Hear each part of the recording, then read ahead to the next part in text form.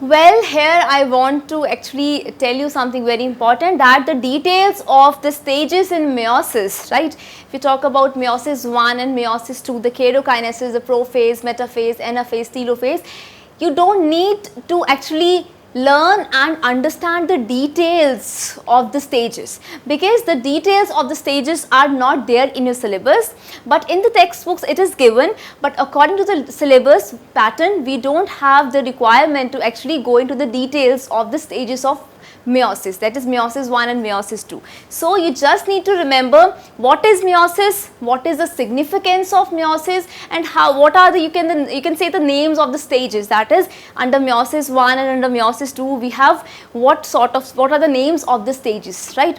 So just don't go into the details of what is happening, that you will learn in higher classes.